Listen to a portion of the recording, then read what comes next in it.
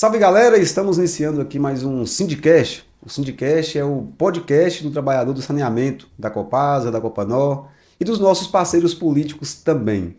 E hoje nós estamos aqui com um convidado mais do que especial, o Robson do Correio, o nosso grande amigo sindicalista. Eu digo que Robson ele é mais do saneamento do que eu, porque todas as vezes que teve uma mobilização na porta da Copasa, o Robson estava presente.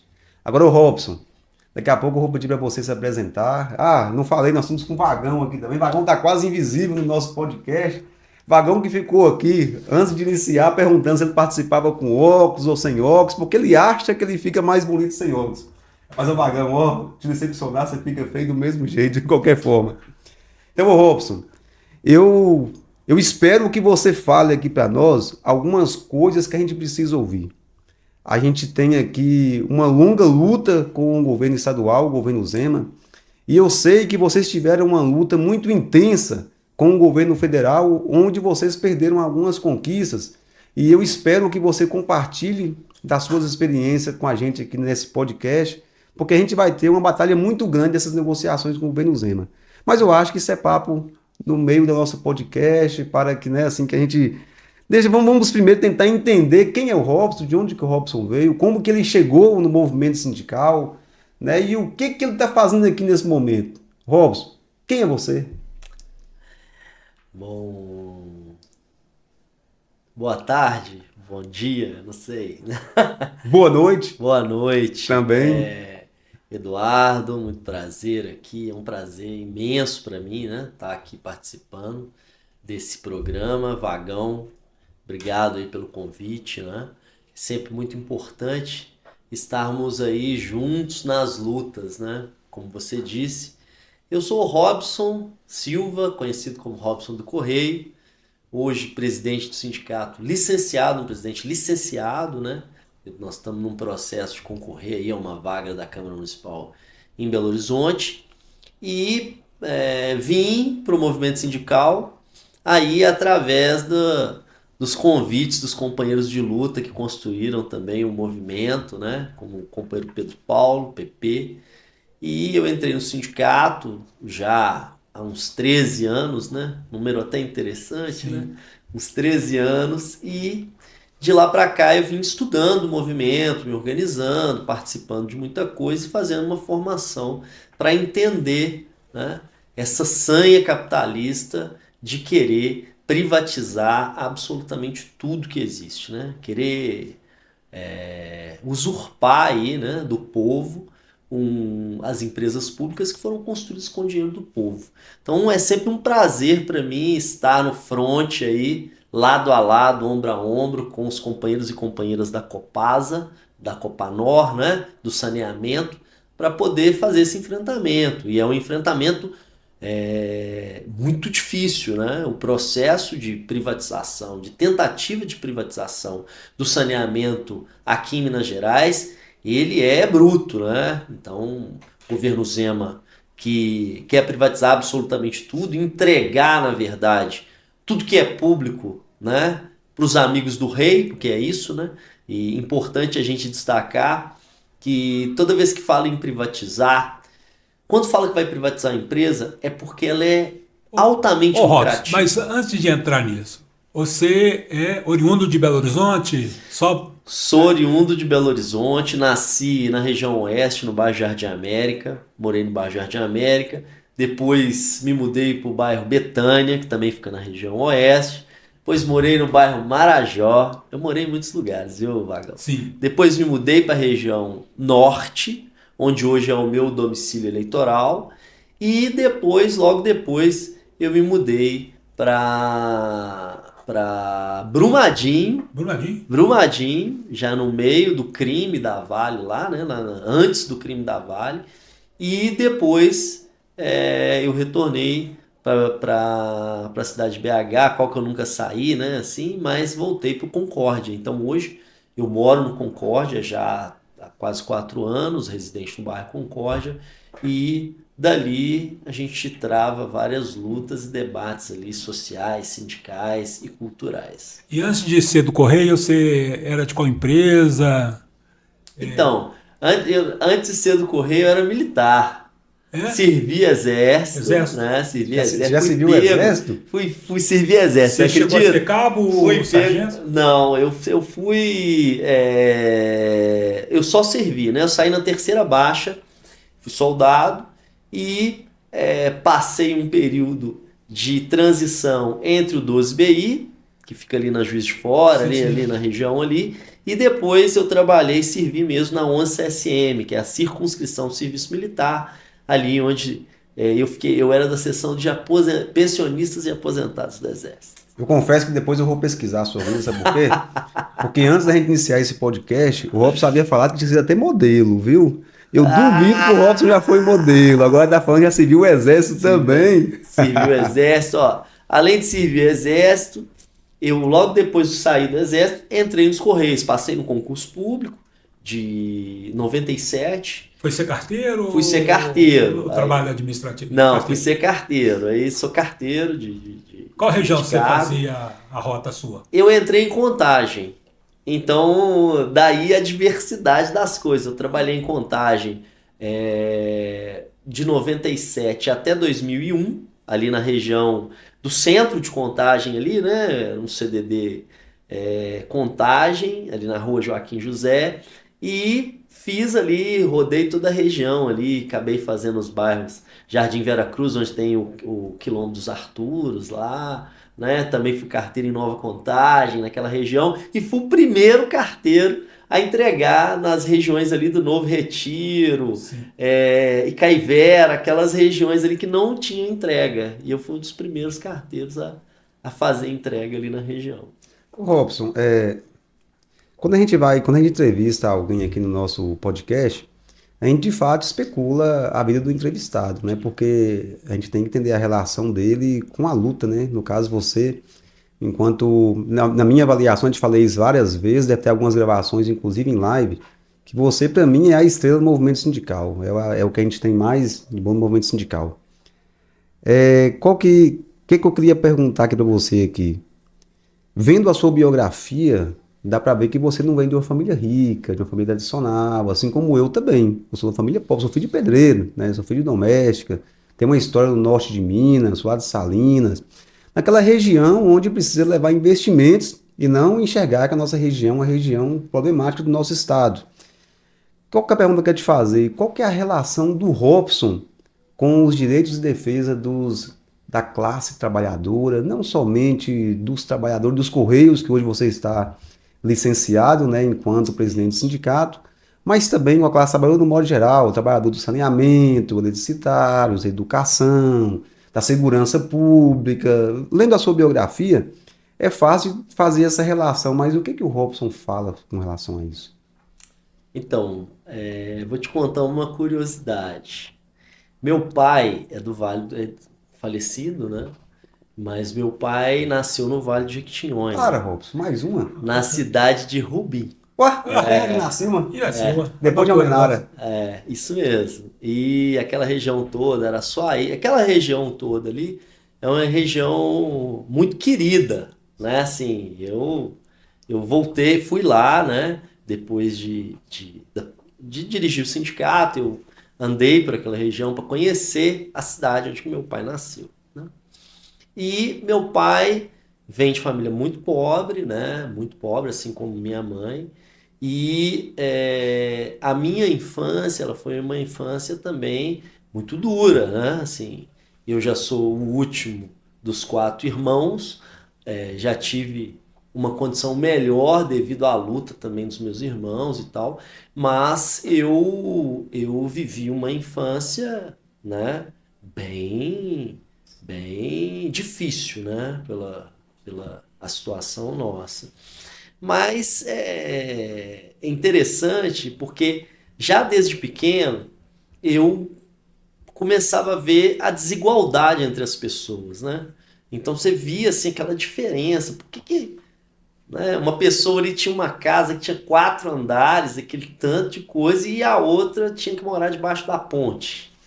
Então já pequeno, já ficava muito incomodado com essas coisas, entende? E quando eu fui começando, né, a estudar tal, e ver E eu comecei, né, a ver que realmente as diferenças eram muito grandes. E eu tentava sempre minimizar esse que é um problema que hoje nós conhecemos, nós entendemos, é o sistema capitalista que explora a mão de obra da classe trabalhadora e que conduz a uma desigualdade cada vez maior dentro do sistema que a gente vive. Mas eu não sabia disso quando eu era menor, né? Mas já entendi que tinha uma coisa errada ali. E aí, quando eu comecei a me envolver com as questões políticas, sindicais, aí eu vi que a desigualdade era imensa mesmo e que a gente precisava de fazer alguma coisa para tentar mudar essa realidade e ter um mundo melhor para todo mundo viver. Aí vem a minha entrada no movimento sindical. Aí entrei no movimento sindical, né? Procurei aprender tudo que eu podia, estudar o movimento operário do passado, que ensina muito, né, pra gente, né? E essa defesa da categoria, né, dos trabalhadores dos Correios e a unificação das lutas das outras categorias, ela foi uma coisa automática. Porque dentro de um pensamento de solidariedade de classe, nós precisamos entender que não é só uma categoria que é explorada, né? Todos os trabalhadores são explorados e a gente precisa travar uma luta para melhorar a qualidade dessa vida, mas também mudar a realidade desse sistema. E aí eu entro na questão do saneamento, né? Aqui nosso. Nós sabemos que o saneamento ele é altamente lucrativo, né? As empresas de saneamento que são altamente lucrativas. Assim como a Vale era na época que foi privatizada, né? Esse papo furado de privatizar a empresa para melhorar o serviço é tudo mentira, né? Todo mundo sabe que depois que privatiza, piora o serviço, encarece o serviço. E a Copasa, né, o saneamento aqui em geral, ele é uma empresa que precisa ser feita a defesa. E quando eu me deparei com o Sindágua, né, fazendo esse debate de forma excepcional, eu quis aprender mais sobre o sistema de saneamento. Aprendi um pouco, eu não sei muito não, mas aprendi um pouco e vi que nesse sindicato tem gente séria que defende com unhas e dentes, né, o direito da população ter um saneamento de qualidade e, junto com isso, a defesa dos interesses dos trabalhadores. Então, assim, juntou as duas coisas. Defesa dos direitos dos trabalhadores. Vamos entrar um pouco, uma questão que tem aqui na Copasa e todo mundo fala. Vocês perderam muitos direitos no governo Temer e do Bolsonaro. Isso. E parece que vocês recuperaram a informação que tem. Qual que são os direitos que vocês tinham retirado e como é que foi a estratégia para recuperar ou se recuperou todos ou faltam alguns ainda? Deixa eu completar essa pergunta, Rubens, porque o trabalhador da Copasa, da Copanó, vai nos assistir esse podcast aqui e vai querer que essa pergunta seja formalizada como uma pergunta do Enem, né? Com aquele contexto muito grande para saber qual que de fato vai ser a dimensão dessa pergunta e o impacto que vai ocasionar para a renda daqui para frente. Eu sempre falo isso nas assembleias que eu participo, nas audiências públicas, no bate-papo com o trabalhador, que existe uma vida do trabalhador antes do golpe de 2016 e a vida do trabalhador depois do golpe de 2016, né? Naquela época, quando fizeram um impeachment contra a Dilma Rousseff, tem muito trabalhador que não entendeu a nossa luta quando a gente foi lá em Brasília para fazer movimentação contra esse golpe. E naquele momento, tem trabalhador que ficou falando, mas o sindicato está gastando o nosso dinheiro para voltar o PT para o poder e tal. Enfim, todos fizemos tudo o que tinha que fazer para o golpe não acontecesse. Aí aconteceu o golpe em 2016, quando foi em 2017 começou a vir os retrocessos contra a classe trabalhadora. Veio a reforma da Previdência, veio a reforma trabalhista, que é o eixo da pergunta de Vagão aqui. No nosso campo, veio a lei das terceirizações, que permite que a Copasa hoje terceirize qualquer unidade dela. Você lembra da luta do PL 4330? Sim, naquele momento também. Naquele momento começou a discutir também um marco legal saneamento, que hoje prejudica o nosso setor, mas enfim. pós-golpe, vocês sofreram diversos ataques. E a gente acompanhou de longe, não tão perto quanto você participa das nossas lutas, que você sempre está presente, mas a gente acompanhou um pouco de longe e a gente viu que vocês perderam muitas conquistas. E o trabalhador da Copasa sempre pergunta para a gente, mas quais foram essas conquistas? É verdade?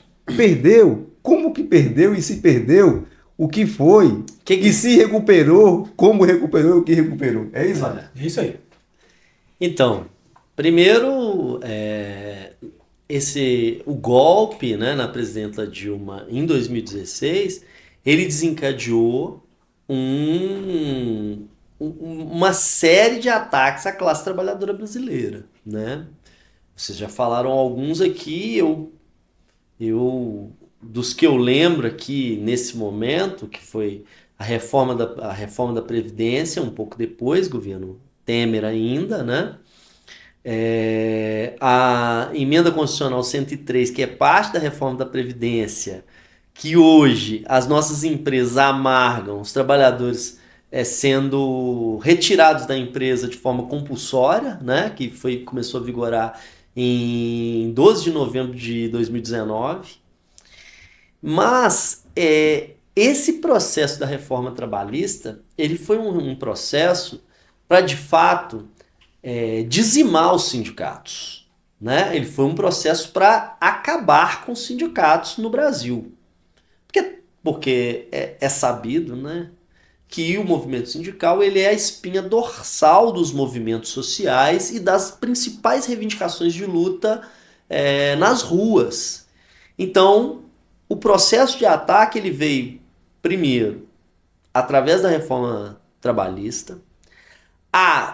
Uma das coisas que vocês citaram, que foi a terceirização, foi o problema da terceirização irrestrita, que foi a terceirização da atividade fim, né, que foi aprovado e começou a terceirizar absolutamente tudo, porque é interessante esse processo da terceirização, porque nós também temos terceirização dentro dos Correios. Mas nós defendemos que essas pessoas que são terceirizadas, que têm um emprego totalmente precarizado, elas sejam trabalhadores do Correio, mas ganhando as mesmas coisas que os outros trabalhadores recebem. Então, um concurso público resolveria esses problemas, né? Mas o processo é para enfraquecer as empresas públicas, né? Para sucatear cada vez mais para que se possa vender. Vender não. Entregar. Né? O processo é um processo de entrega. Nós não podemos nem falar venda. Na época da Vale, ela foi entregue por 3% do valor que ela valia.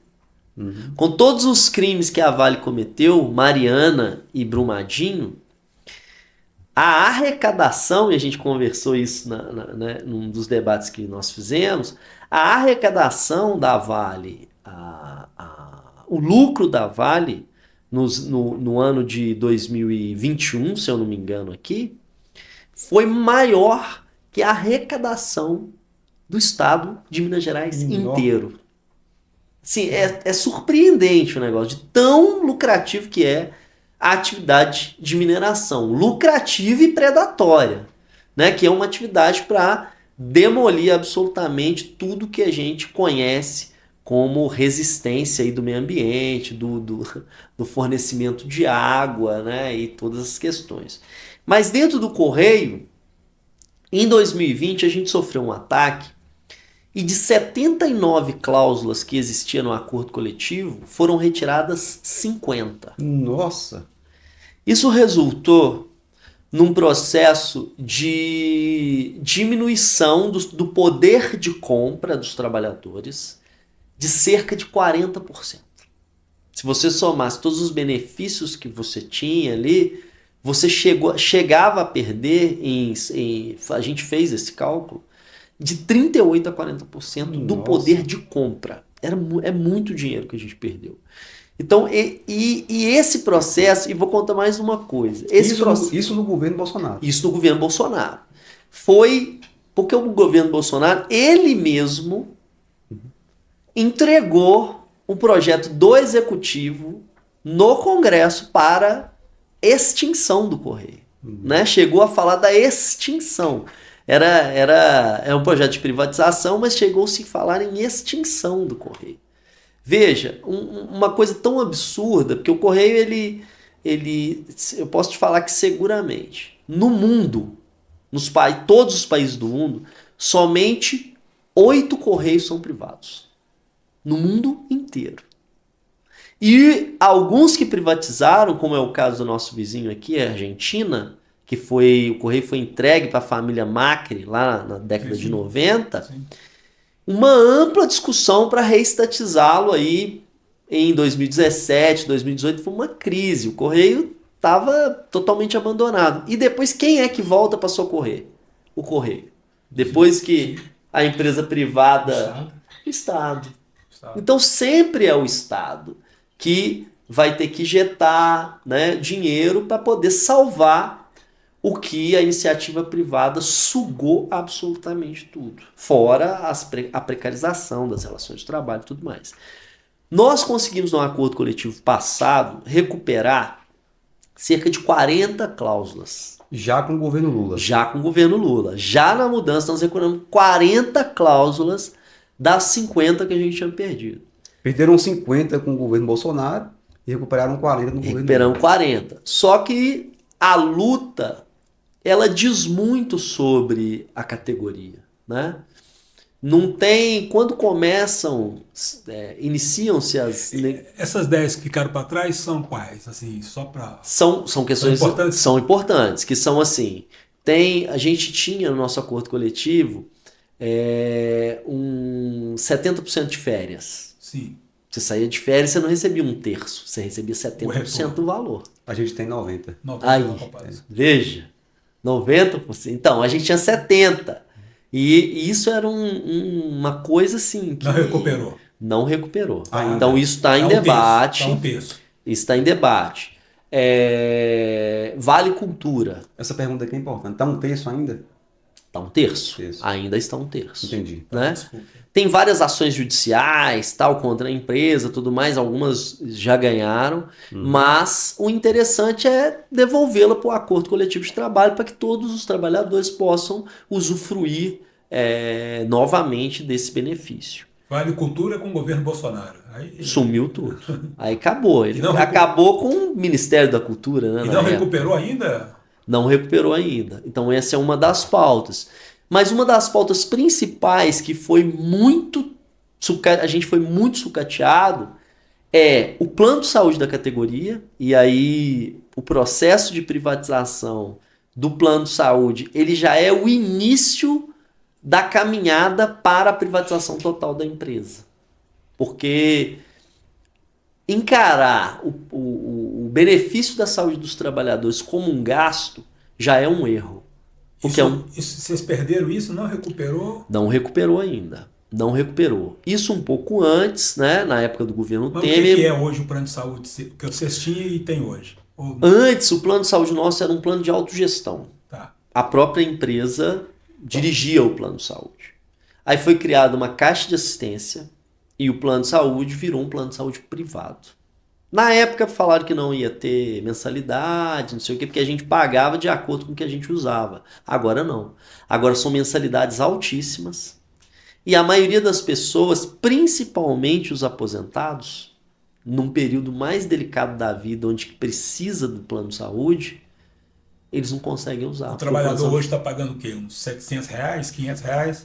Eu pago R$700. Eu sou um trabalhador médio, assim, da 26 anos de trabalho. Agora, quantos filhos você tem? Isso você não tenho um filho, né? E esposa. Então, R$700, mais ou menos. O aposentado está R$1.400? O aposentado está pagando hoje, eu já vi boleto de R$2.500. Então, assim, inviável da pessoa pagar. Acaba a pessoa tendo que sair do plano de saúde no momento. Essa é a discussão mais importante hoje. Essa é uma das discussões mais importantes para os trabalhadores. Sim, na negociação coletiva que está acontecendo nesse momento, né?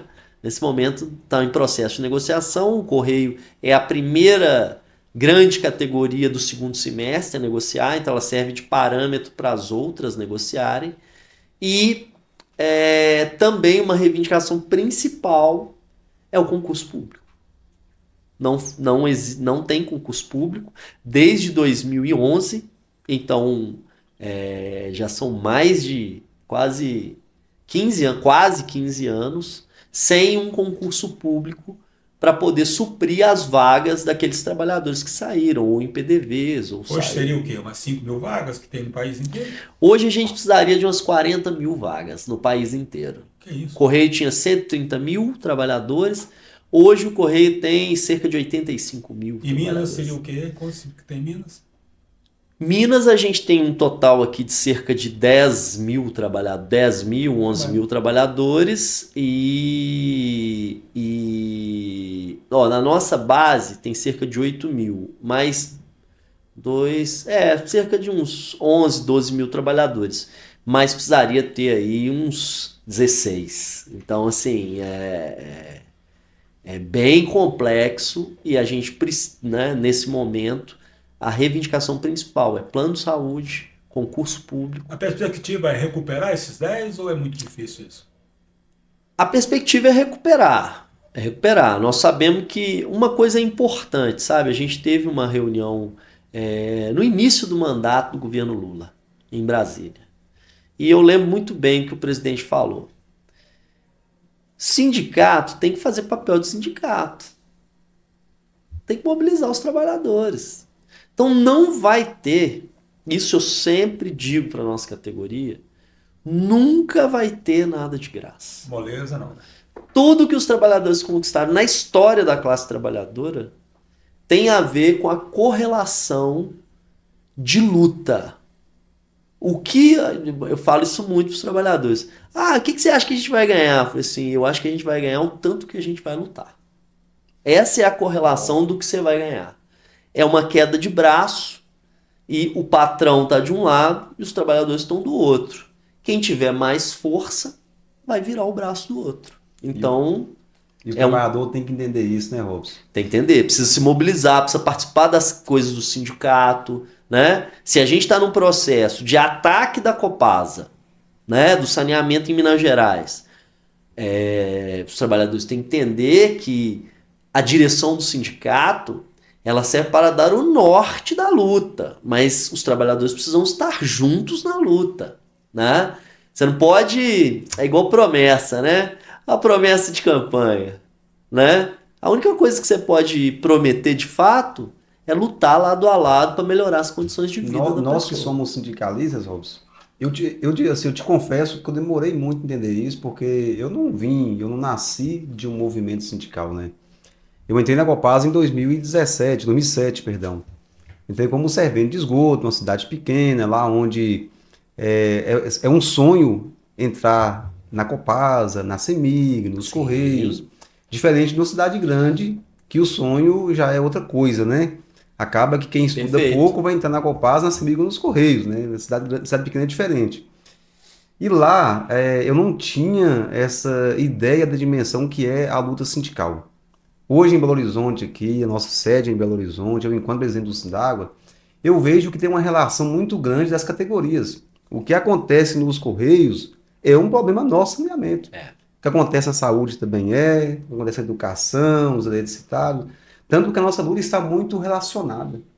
E aí, eu conversando com você aqui, que é um carteiro, trabalhador dos Correios, hoje licenciado para disputar um cargo de vereador aqui em Belo Horizonte, eu também já estive licenciado do cargo de presidente aqui do Sindágua, para concorrer ao cargo de deputado estadual na ocasião, porque a gente precisa de um deputado na Assembleia Legislativa, assim como eu sei também que os Correios, os trabalhadores dos Correios, precisam de vereadores não somente em Belo Horizonte, mas em Belo Horizonte, Ribeirão das Neves, em Salinas e por aí vai. A classe trabalhadora precisa estar representada. Eu fico muito preocupado, porque ainda eu não vejo os trabalhadores essa preocupação com as outras categorias, sabe? Então, a gente tem esse papel muito importante de despertar essa curiosidade, despertar esse interesse das categorias ter essa relação. E aí, nesse sentido, as pessoas que estão assistindo nesse momento vão entender que essa relação, de fato, ela atravessa um muro, né, imaginário. Por exemplo, Nós temos uma discussão aqui em Minas Gerais sobre a questão do regime de recuperação fiscal. No regime de recuperação fiscal, a Copasa não está inserida, nem a Copasa e nem a CEMIG. Não tem pauta de privatização na Copasa, da Copasa e CEMIG no RRF, como você tem essa informação.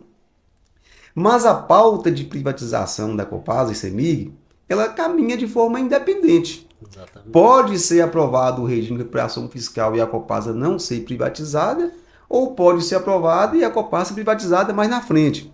Ou pode não ser aprovado o regime de recuperação fiscal e a Copasa ser privatizada imediatamente. Tanto que a gente viu aí o Zema com a PEC 24, que é a PEC do cala-boca, ou a PEC no meio do povo, onde ele queria dar um golpe na população, acabando com o referendo popular.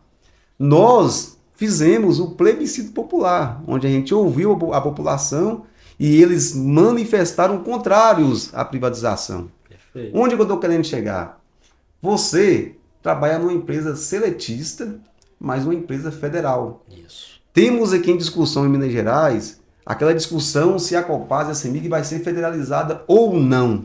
Né? Complexo. E não vamos nem entrar em detalhes do que é federalização, porque eu acho que isso aqui está saturado. Todos já entenderam o que é o processo de federalização. Eu, antes de passar, antes de devolver a bola para você, eu entendo que é bom a Copasa ficar do jeito que está. Ela fica nas mãos aqui do governo do estado, porque é um patrimônio do povo mineiro. Eu entendo que ela não deva ser federalizada. Mas como o cenário hoje aqui é ou a empresa é privatizada ou é federalizada, então é muito melhor que a empresa seja federalizada, né? E aí, de novo com aquela perguntinha do Enem, eu digo o seguinte, caso ela seja federalizada e se o governo federal usar a Copasa para fazer políticas públicas de saneamento nos 5.563 municípios que a União tem, a Copasa saltaria, e aí você falou lá atrás do concurso público e tal, saltaria de um universo aí de 9.500 trabalhadores para 20, 30, 40, 50, 60, 100 e por aí vai, né? Porque então toda a relação de empregado por município estaria crescendo de forma exponencialmente. Aí vai a minha pergunta. Como que está a relação hoje do sindicato dos trabalhadores dos Correios com o governo federal? Porque se a Copasa for federalizada, nós vamos ter que ter essa mesma relação que vocês têm hoje com o governo Lula. E daí é onde eu vou bater na sua porta lá, ô Robson, me ajuda aqui, pelo amor de Deus. Eu quero que você me ensina como fazer essa relação aqui com o governo federal. Porque as negociações políticas, as negociações de campanha salarial, elas não vão ser mais no âmbito do Estado, vão ser mais no âmbito federal. O que você me diz com relação a isso? Quer completar a pergunta, Wagner? É isso mesmo. É isso mesmo? Então, nesse momento, nesse exato momento desse podcast, né? Eu tô licenciado. Então, nesse momento, a relação ela tá interrompida, vamos dizer assim, mas tem outras pessoas fazendo essas negociações. Mas quando a gente fez o debate com o governo federal, a gente deixou uma coisa muito evidente assim dentro da discussão, que é o seguinte: sindicato ele é para defender os interesses dos trabalhadores. O governo é para governar. Se em algum momento as atitudes do governo conflitarem com os interesses dos trabalhadores, nós vamos ter mobilização e vamos ter organização, né? Mas a relação ela é muito boa no sentido de abertura de debate com o governo, né? É lógico que você faz o debate com o campo necessário. Hoje, ser bem sincero para você, hoje é igual aqui, né? Aqui o governador Romeu Zema. Então a relação com a Copasa, com vocês aqui é horrível, né? Eu acompanho. A nossa relação com o Ministério das Comunicações é uma relação já mais distante. O ministro das Comunicações é uma pessoa do União Brasil.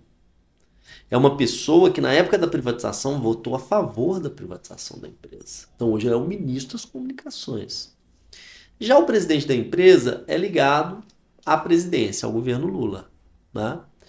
E eu acho que a empresa, nesse período, ela abre muito mais o diálogo. Mas essa abertura de diálogo também, e nós entendemos assim, ela tem que vir baseada no respeito, na sinceridade e no debate político reto.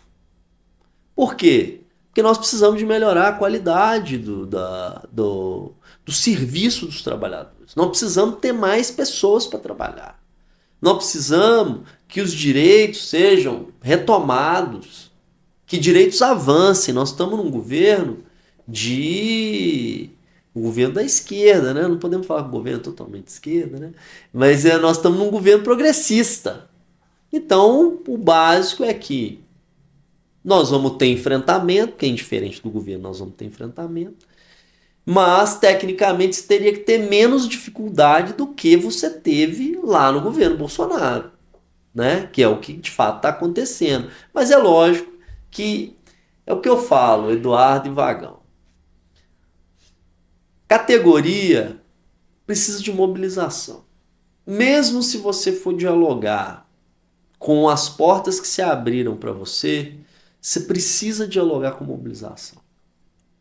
Se o Robson for lá sozinho, ele vai falar pelo Robson. Se o Robson for com milhares de trabalhadores mobilizados, o Robson fica mais forte.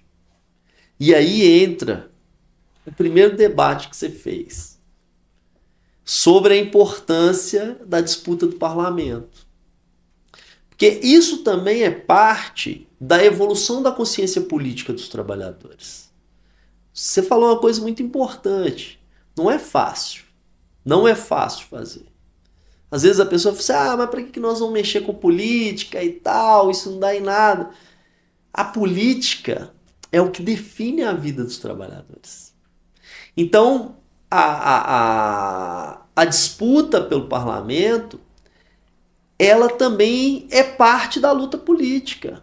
Porque se você tiver um espaço de poder mais amplo, que você pode discutir de igual para igual, que é igual, você falou, se tiver um deputado estadual para defender a Copasa, se os trabalhadores entendessem dessa forma, vocês teriam muito mais força, pode ter certeza. Vide exemplo da educação. Beatriz Cerqueira e educação. E olha que a Beatriz Cerqueira é uma deputada que faz a defesa de todas as categorias. E muito bem, diga-se de passagem. Então, assim, se você tiver, no nosso caso, é um deputado federal, que é na Câmara. Se você puder eleger 10, ótimo. Mas se você tiver um, você já tem uma voz ampliada. Então, esse é um espaço de disputa importantíssimo para os trabalhadores. Não é só esse, mas esse é mais um dos espaços que a classe trabalhadora precisa ocupar. Precisa ocupar. Ô Robson, você participa de uma nova geração de sindicalistas, né? Você, Eduardo, Beatriz, que o pessoal tá na executiva da CUT nesses 2 últimos mandatos, teve uma renovação de novos sindicalistas. E que você está se colocando uma nova tarefa para você, representar os trabalhadores de Belo Horizonte. Na questão do saneamento, essa questão de representar todos os trabalhadores na Câmara Municipal, qual que seria assim, a sua marca nessa defesa na questão do saneamento? Entendi, Vagão. Perfeita a sua pergunta. Acho que é importante a gente destacar que a titularidade do saneamento ela é do município. E destacar também que 33% do valor total de arrecadação da Copasa é do município de Belo Horizonte. Isso possibilita que a Copasa faça o subsídio cruzado e forneça esse saneamento em todas as partes de Minas Gerais. Então isso é extremamente importante para a gente. Agora, o processo de privatização, nós temos que ser contra ele todo o tempo. É uma luta contínua dos trabalhadores, do saneamento, junto com o dos Correios, junto com todas as categorias, para que a Copasa não seja privatizada. Sim. E nós não queremos isso de jeito nenhum. Mas se acontecer, a concessão volta para o município. Então isso é importante se destacar. Então daí a importância, então, da gente ter pessoas que lutam nos municípios, não somente em Belo Horizonte, né, nos municípios importantes, para que a Copasa não seja privatizada, até porque se for, o município vai ter que assumir de novo esse saneamento, e coisa que eles não conseguem fazer, viu, Robson? Eu não sei se vocês acompanharam, se você acompanhou, né, Vagão acompanhou, né? Então eu vou usar no singular, não sei se você acompanhou, a cidade de Governador Valadares tinha um SAAI e eles fizeram uma licitação porque eles não dão conta mais de mexer no saneamento. Porque o marco legal do saneamento, ele estipula as metas de universalização que vai até dezembro de 2033. Então os municípios que hoje estão operando o saneamento estão entregando. É o que aconteceu lá na cidade de Governador Valadares. E o que aconteceu também na cidade de Ouro Preto. Mas tem um problema nisso aí. Quando entrega, muito possivelmente quem pega é um privado. Lá em Valadares, quem entrou foi a Egeia. E em Ouro Preto, foi uma empresa coreana, né, Vagão? E que hoje a população sofre pedindo folha de ouro. E eu tenho certeza que com esse discurso que você fez aqui, você não quer isso para Belo Horizonte e não quer para Minas Gerais, correto? Correto, perfeito. Eu até eu acompanhei sim o processo de divulgação do Sindágua, que foi de forma espetacular. E para vocês terem ideia, a campanha foi tão bem feita que eu gravei, né? Que é aquele que fala: água da privada não dá para beber. Né? Água da privada não dá mesmo, Robson. Muito não bem, Robson. Não dá. Então, assim, foi muito bem colocado, né? E esse processo de ter uma representação no parlamento municipal para o saneamento, para a luta do saneamento, ele é fundamental. É fundamental que tenha uma pessoa que, de fato, entenda o processo, dialogue com o sindicato e faça a defesa intransigente desse sistema, né? Então, para mim é um prazer estar participando aqui desse debate, enriquecendo mais, assim, me enriquecendo mais, pegando todo esse conhecimento, para que a gente possa, né, lá na frente, usar esse conhecimento para fazer a defesa dos trabalhadores aí do saneamento. Perfeito, Robson. Vamos fazer uma pausinha para tomar um café. Eu acho que você merece tomar um cafezinho também e retomar no próximo bloco. Vamos lá. E um copo d'água também, né? E um copinho d'água também. Vim aqui no Sindágua, né? Não tomar água. Não é? Água da Copasa dá para engolir. Vamos lá. É isso aí. Salve, galera. Voltando aqui de novo no segundo bloco do nosso Sindicast, que é o podcast do trabalhador do saneamento. E continuar com o nosso companheiro Robson aqui na mesa. Ô Robson, você sabe que o nosso produto principal do saneamento, né, Copasa, Copanor, SAAIs, é a água, né? E a água ela tem uma relação muito direta com o saneamento. Você já analisou como que é feito esse sistema de tratamento de água que as empresas fazem?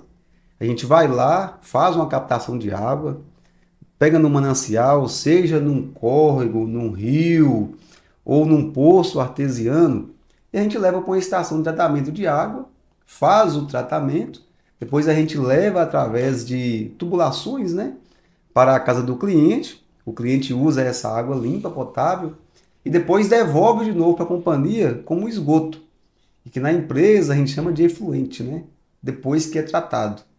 E a gente vai fazendo esse processo de tratamento natural para devolver para o meio ambiente alguma coisa, porém, com um pouco de tratamento devido, né? Assim, você vai estar na Câmara Municipal de Belo Horizonte. Tenho certeza disso.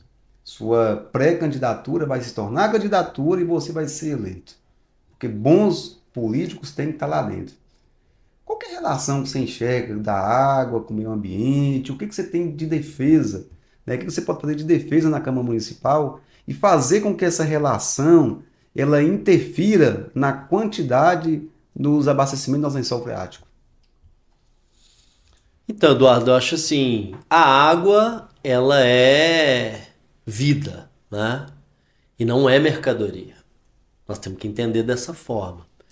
Embora as empresas tentem privatizar absolutamente tudo, entregar a nossa água, né? Nós temos que lutar por ela. E nós temos um problema que nós temos que colocar, que é a questão dos recursos hídricos, não só da cidade de Belo Horizonte, mas também de toda a região metropolitana, que está sendo atacada diariamente. Então, nós temos que ficar de olho. A questão do Parque do Gandarela, da Várzea das Flores, entre outras, né? Serra da Moeda. E que são mananciais importantíssimos para o abastecimento de água da Copasa aqui em Belo Horizonte, você sabe, né? Sei sim, claro que sei, né? A região do Gandarela ali é responsável por cerca de 40% do abastecimento de água aqui da região metropolitana. Então, e ali sofre influência, né, da mineração, o que é um problema gravíssimo e enquanto parlamento tem que ser defendido, né, esse processo da água ali. E a gente sabe, né, mineração é aquela exploração predatória que quer só o lucro em detrimento da vida. Então, falar de água, nós estamos falando de vida. Então, nós temos que fazer a defesa da nossa água. Então, você pode ter certeza que nós estaremos nessa luta incansável na defesa da água, né? Da água de qualidade, né? Para a população e também do meio ambiente, né? Toda essa ligação, porque a destruição do meio ambiente está diretamente ligada à destruição dos nossos recursos hídricos, o que influencia no abastecimento das nossas cidades e coloca em risco a vida das pessoas. Então esse debate é um debate muito importante, nós estamos muito atentos à situação do meio ambiente e a defesa desse elemento é crucial aí dentro da nossa vida, né? Muito bem, viu, Robson? Você sabe que, eu vou repetir, é redundante, é cansativo. Já falamos isso aqui hoje nesse podcast, a gente fala em todos que a gente faz com relação à privatização. Você sabe que a Copasa hoje, ela usa o Marco Legal do Saneamento, que é a Lei 14.026, para falar de competitividade, aí depois usa um tema 1022 para justificar a questão das demissões na Copasa. Mas antes de entrar nessa questão de 14.026 e 1022, que até agora é só números, vamos de novo retroagir aqui e mostrar a importância dessas empresas, Copasa, CEMIG, para o desenvolvimento do nosso Estado. E no seu discurso, fico feliz que você tenha esse conhecimento, você falou da importância da concessão aqui de Belo Horizonte para o desenvolvimento do nosso Estado como um todo. Não somente para o saneamento aqui de Belo Horizonte, que você já sabe muito bem, né?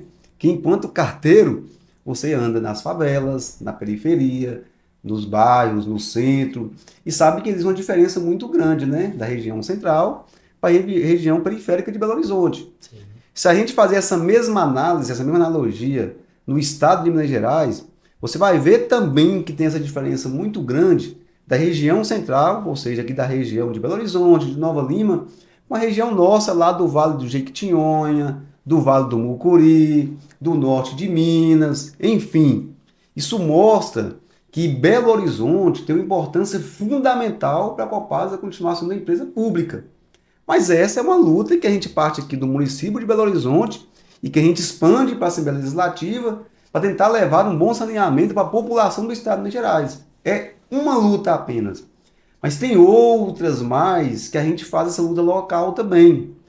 A Lei 14.026 fala que não pode ter mais renovação de contratos de programa com dispensa de licitação. O que isso significa? Que se o contrato aqui de Belo Horizonte vencer, o município vai ser obrigado a fazer a licitação e pode concorrer a um privado e entrar aqui uma empresa de saneamento que ninguém nunca viu, que não tem know-how. Assim como entrou lá em Ouro Preto.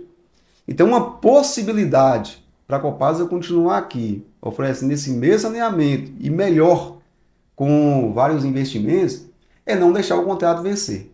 É lutar para fazer repactuações, aditivos, visando uma meta de universalização, né? E oferecendo um saneamento bom para a região periférica de Belo Horizonte, para as favelas, né? Que é o mesmo saneamento que tem na região central também. Enfim, já falei 2 etapas aqui. Mas tem uma terceira, Robson, também, que é a principal, que é não deixar a Copasa ser entregue na mão de um privado, ou seja, a privatização. Já falamos aqui da questão da federalização, se pode acontecer ou não, mas o Estado, ele vem preparando a Copasa para ser privatizada. Nós temos aqui na região de Belo Horizonte, onde terceirizou o serviço de leitura, né, Vagão? Sim. O serviço de leitura foi terceirizado. Hoje, isso aí já é uma amostra grátis do que seria uma privatização.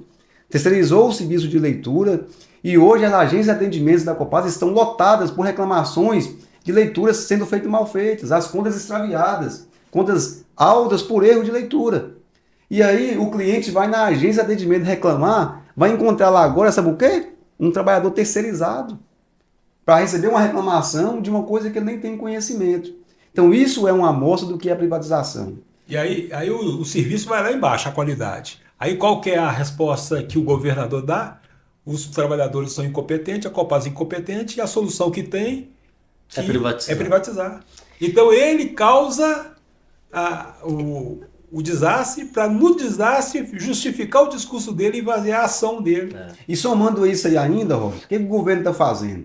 O governo pegou lá um tema 1022 do STF, onde fala que as empresas públicas ou de economia mista não podem demitir de forma imotivada. Aí as empresas interpretam de outra forma. Se eu não posso demitir de forma imotivada, então com uma motivação simples eu vou fazer isso. Está acontecendo na Copasa, eles estão demitindo trabalhadores que tiveram uma avaliação baixa, que a avaliação é muito subjetiva, ou o trabalhador que tem um salário um pouco mais avantajado com relação a outras especialidades. Ou seja, fazendo demissões sem um processo administrativo disciplinar. Está acontecendo isso nos Correios? Eu sei que hoje você não representa o Sindicato dos Trabalhadores do Correio, mas você não saiu de lá e deixou o conhecimento seu lá no sindicato. Eu tenho certeza que você carrega essa bagagem, né? Estava acontecendo essas demissões lá com relação ao tema 1022? Então, não. No Correio não estão acontecendo essas demissões, né? Esse é um processo complexo, né? Eu mesmo fui demitido em 2006. Você já foi demitido? Fui demitido em 2006 conta essa história e retornei aos quadros dos Correios depois de um processo que provou, antes era o OJ 247, que provou que a minha demissão não tinha motivação para acontecer. Então sou uma peça viva desse processo lá de trás, né? E aí, essa discussão dentro do STF e tal, o que eu tô vendo que está acontecendo aqui em Minas Gerais, na Copasa, é uma interpretação do governo do estado, da direção da Copasa, sobre uma questão do STF, e que está errado. É lógico que eles estão fazendo isso para demitir os trabalhadores mais antigos, você falou até de salários maiores, mas trabalhadores que trabalharam ao longo da sua vida e construíram as suas carreiras. Trabalhadores jovens também, viu? Então, jovens também, mas falando da questão dos trabalhadores mais antigos, que têm salários maiores, são salários maiores porque o trabalhador construiu a sua carreira dentro de um processo de organização da empresa pública. Então é um direito do trabalhador ter aquele salário daquela forma, né? Então isso é muito importante destacar. Agora, se a direção da Copasa, eu sei que o presidente da Copasa não ganha pouco. R$82 mil por mês. Entendeu? Então, assim, é um absurdo esse ataque contra os trabalhadores. Isso não acontece no Correio, tá certo? O processo de demissão ele tem que passar por um processo administrativo, uma motivação em que o trabalhador tem direito à ampla defesa, ao contraditório e toda a organização do sistema público, né? Dentro do direito direito administrativo.